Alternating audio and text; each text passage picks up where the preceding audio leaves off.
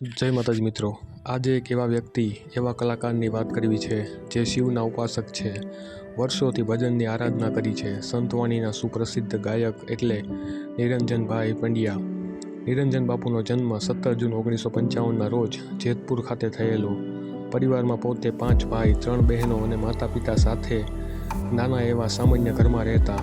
તેમના ઘરની બાજુમાં જ શંકર બાપા નામે માર્ગી સંપ્રદાયના એક વ્યક્તિ રહેતા. તે પૂજા ભક્તિ ભાવવાળા.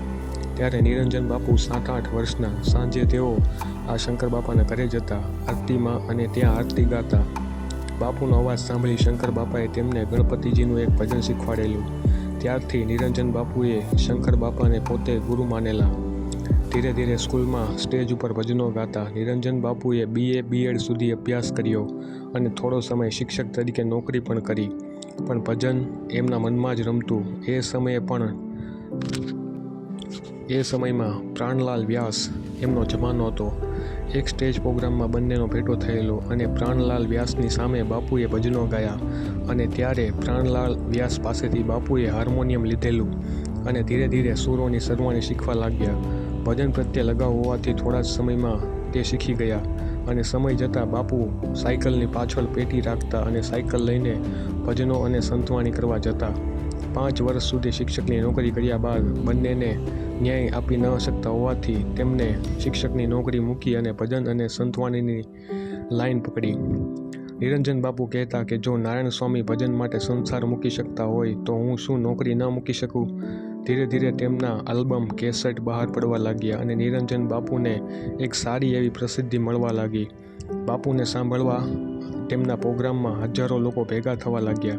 સંતવાણીના શુદ્ધ આરાધક, શિવના ઉપાસક, શિવ ભજનોએ એ સમયે બાપુના ખૂબ જ જાણીતા બનેલા. કાનદાસ બાપુ, નારાયણ સ્વામી જેવા મહાન ભજનીકો સાથે પણ નિરંજન બાપુએ ભજનો કર્યા છે. કાનદાસ બાપુને પ્રથમવાર તેઓ હૈદરાબાદમાં મળેલા ડોંગરેજી બાપુની કથામાં. નારાયણ સ્વામી તો બાપુને નિરંજન દેવ તરીકે બોલાવતા. નિરંજન બાપુની એક ગમતી વાત એ છે કે તેમણે ઘણાને શીખવ્યું છે કે સ્ટેજની મર્યાદા કેમ જાળવવી, શું ગાવું, શું ન ગાવું. ભજનની ગરિમા બાપુએ હંમેશા જાળવી છે. જે સ્ટેજ થકી તમને યશ, કીર્તિ, નામ, પૈસા મળ્યા છે તે સ્ટેજનું હંમેશા માન જળવાવું જોઈએ. આ કોઈ તમારે કે તમાશાની વસ્તુ નથી. નિરંજન બાપુના ભજનો આકાશવાણી, દૂરદર્શન પર આવતા. બાપુએ અનેક વિદેશના પ્રવાસો પણ કર્યા છે. પોતાની વાણી પાથરી છે. તે ઉપરાંત જીવદયા, ગૌશાળા, હોસ્પિટલ, આશ્રમો માટે તેમણે અનેક પ્રોગ્રામો પણ કર્યા છે. અને કંઈ આપે તો ઠીક અને કંઈ ન આપે તો પણ ઠીક. તેઓ માનતા કે ભજન સિદ્ધ હશે તો બધું મળશે. આજ સુધી બાપુએ હજારો સ્ટેજ પ્રોગ્રામ કર્યા છે. હજારો આલ્બમ, DVD, કેસેટો બાપુની બહાર પડી છે. તેમના શિવ ભજનો ખૂબ જ જાણીતા બન્યા છે. વર્ષ 2004-05માં ગુજરાત ગૌરવ પુરસ્કાર પણ નિરંજન બાપુને મળેલો છે. આજે પણ નિરંજન બાપુ તેમની વાણીથી સ્ટેજ પ્રોગ્રામો કરી રહ્યા છે અને તેમની આગવી વાણી લોકોને મંત્રમુગ્ધ કરી રહી છે.